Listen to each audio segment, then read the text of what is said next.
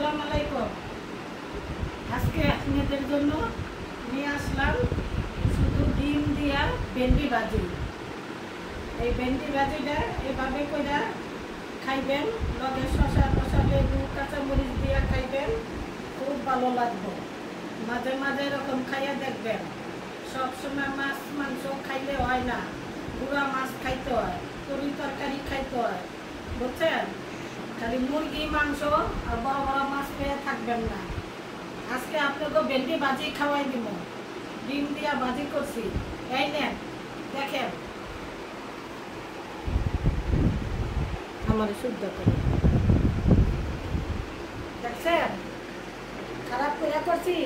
দেখেন এই আমার ভেন্ডি ভাজি।